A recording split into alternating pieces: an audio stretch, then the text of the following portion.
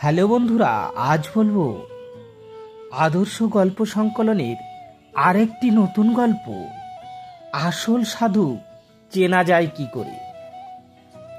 প্রকৃত সাধু মাহাত্ম্য আর তাদের ঠিকমতো চিনতে পারে এরূপ মানুষও খুব কম। আজকাল দাম্ভিক, পাষণ্ড আর নকল সাধু এত বেড়ে গেছে যে আসল সাধু চেনা অত্যন্ত কঠিন হয়ে পড়েছে।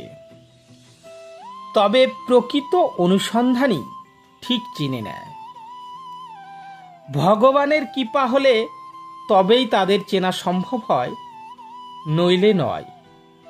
এ অবস্থায় তাদের চিনবেন কিভাবে? সাধুদের চেনার ক্ষমতা আমাদের নেই। আমরা তো নিজেদের অবস্থান চিনতে অর্থাৎ জানতে পারি মাত্র। একটি গল্প বলি। এক রাজপুত্র সবে সিংহাসনে বসেছেন, মানে নতুন রাজা হয়েছে। 5-7 বছর রাজত্ব করার পর সে একদিন রাজ্যের যত বৃদ্ধ ছিল সবাইকে এক জায়গায় ডাকিয়ে জিজ্ঞাসা করল, আপনারা আমাদের 3 পুরুষের রাজত্বকাল দেখেছেন। এখন আপনারা বলুন, আমার আমলে রাজত্ব ঠিক চলছে না আমার পিতার অথবা আমার দাদামশাইয়ের আমলে ঠিক চলতো? কার রাজত্ব ঠিক ছিল? সকলেই চুপ, কেউ কথা বলছে না। এমন সময় এক বৃদ্ধ উঠে দাঁড়িয়ে জোরহাত করে বলে, মহারাজ, আমি আপনার একজন প্রজা। বয়সে আমার চেয়ে ছোট হলেও আপনি আমার মালিক। আপনাদের দোষ, গুণ, যোগ্যতা, অযোগ্যতার বিচার করার ক্ষমতা আমার নেই। তবে যদি বলতে বলেন তো আমার নিজের অভিজ্ঞতার কথা কিছু বলতে পারি, কিন্তু আপনাদের তুলনা করতে পারবো না। রাজা বলল, বেশ, আপনি নিজের কথাই বলুন। বৃদ্ধ বলতে লাগলো, যখন আপনার দাদামশাইয়ের রাজত্ব ছিল তখন আমি জোয়ান পুরুষ ছিলাম, লেখাপড়া শিখেছিলাম, শরীরে শক্তিও ছিল যথেষ্ট,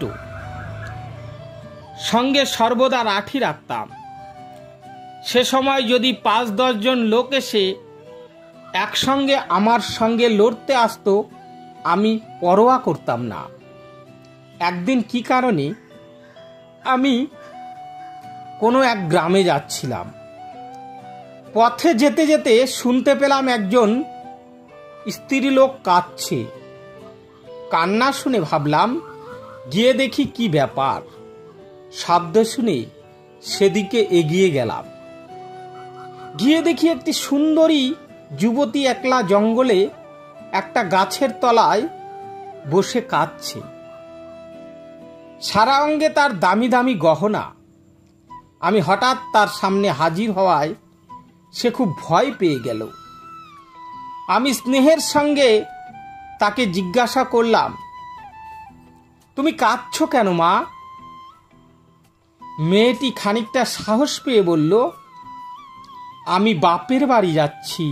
বাপের বাড়ি থেকে শ্বশুর বাড়ি যাচ্ছিলাম। সঙ্গে গরুর গাড়ি আর উট ছিল। পথে ডাকাত আমাদের ঘিরে ধরে। আমার সঙ্গে লোকজনেদের সঙ্গে ডাকাতদের সঙ্গে লড়াই লেগে গেল। আমি ভয়ে এই জঙ্গলে পালিয়ে চলে এসেছি। ভগবান জানেন ওদের কি দশা হলো। আমি কোন দিকে যাব রাস্তা খুঁজে পাচ্ছি না। আমার বাপের বাড়ি অনেক দূরেই, কিন্তু শ্বশুর বাড়ি মনে হচ্ছে খুব কাছে। আমি বুঝতে পারছি না কি করব। এই বলে বউটি খুব কাঁদতে লাগলো। কাঁদতে কাঁদতে সে তার শ্বশুরের নাম ধাম জানালো। আমি ওই গ্রামটি জানতাম। তার শ্বশুরকেও ভালোভাবে চিনতাম, তাই তাকে সেখানে পৌঁছে দিলাম। রাত্রি হয়ে গিয়েছিল, তারাও খুব চিন্তায় ছিল। বউকে পেয়ে তাদের খুব আনন্দ হলো। মেয়েটির শ্বশুর আমাকে বকশিস হিসাবে 500 টাকা নেবার জন্যে খুব পীড়াপিড়ি করতে লাগলো। আমি আমার কর্তব্য করেছি, তাই আমি টাকা নিতে রাজি হলাম না। টাকা না নেওয়ায় আমার মনে খুব শান্তি ছিল। আমি ফিরে এলাম। কথা অবশ্য আপনার ঠাকুরদার আমলের কথা। এরপর আপনার বাবার আমল এলো। তার যখন 5-7 বছর রাজত্ব করা হয়েছে এবং তখন আমার ব্যবসা কিছু পড়তির দিকে, টাকা পয়সার খুব টানাটানি দেখা দিল। তখন আমার মনে হতে লাগলো সেদিন তো বেশ সুযোগ ছিল। প্রায় 15-16 হাজার টাকার মতো গহনা মেয়েটার গায়ে ছিল। মেয়েটাও একলা ছিল। গহনাগুলো কেড়ে নিলেই তো হতো, আজ তাহলে এমন অভাবে পড়তে হতো না। সেদিন বড় ভুল হয়ে গেছে। বকশিস দিতে চাইলে তাও নিলাম না। সুনাম রক্ষা করতে গিয়ে আজ অর্থকষ্ট ভোগ করছি। এই সব কথা শুনে মনে আসতে লাগলো, মহারাজ, আপনি তো বয়সে আমার নাতির সমান। আপনার সামনে বলতে লজ্জা হচ্ছে। এখন মনে হয় যদি সেদিন মেয়েটাকে ভুলিয়ে ভালিয়ে নিয়ে এসে নিজে বিয়ে করতাম, তবে সে আজ আমার সেবা করত, আর অর্থেরও অভাব হতো না। মহারাজ, আমি আমার ভাবনা চিন্তার কথা আপনাকে জানালাম। আপনাদের মতো রাজা মহারাজেদের যোগ্যতা যাচাই করার ক্ষমতা আমার নেই।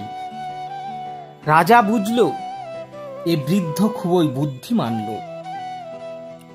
যথা রাজা তথা প্রজা, এ কথাটা স্পষ্ট করে বুঝিয়ে দিল, অথচ আমাকেও অসন্তুষ্ট করল না। এই প্রকার আমরা কোনো সাধু সন্তকে দেখে বলতে পারবো না কে কতদূর উন্নত বা কে কত দূরের উঁচু দরের সাধু। কিন্তু যাদের সংস্পর্শে এলে মনের অশান্তি দূর হয়, জিজ্ঞাসা না করতেই মনের সংশয় মিটে যায়, মনে আপার আনন্দ হয়, নিজের মধ্যে যে সদ্গুণ আছে তার বিকাশ ঘটে, অর্থাৎ দয়া, ক্ষমা, উদারতা, ত্যাগ, সন্তোষ, নীতি, ধর্ম ইত্যাদির বৃদ্ধি ঘটে, আর নিজের অবগুণগুলি দৃষ্ট হয় এবং তা দূর হতে থাকে, তাদের সম্পর্কে আমরা খানিকটা ধারণা করতে পারি মাত্র। এছাড়াও ধনী গরিব নিয়ে তাদের মধ্যে কোনো ভেদাভেদ থাকে না, কারো কোনো গরজ থাকে না। ধনীদের একটু বেশি সম্মান আর গরিবের প্রতি অনাদর, অথবা তাদের দ্বারা কোনো প্রকার স্বার্থ সিদ্ধি করার মনোভাব, এসব অবগুণ তাদের মধ্যে থাকে না। জ্ঞানযোগ, ভক্তিযোগ, কর্মযোগ প্রভৃতি যে কোনো যোগমার্গের কথা জানতে চাইলে তারা এই সকল পথের এবং এর চেয়ে উন্নত স্তরের কথা জানিয়ে দেন। আমাদের দৃষ্টিতে সগুণ, নির্গুণ, সাকার, নিরাকার তত্ত্বের গাতাগণের মধ্যে তাদের চেয়ে শ্রেষ্ঠ আর কাউকেও মনে হয় না। এরূপ মহাপুরুষগণের যদি সঙ্গলাভ হয়, তাহলে জীবনে অবশ্যই উন্নতি হয়। তো বন্ধুরা, ভিডিওটি কেমন লাগলো? যদি ভালো লেগে থাকে তাহলে অবশ্যই চ্যানেলটিকে সাবস্ক্রাইব করে সঙ্গে থাকবেন, আর ভিডিওটিকে শেয়ার করে বন্ধুদের মধ্যে শেয়ার করে দেবেন। তো ধন্যবাদ সবাইকে।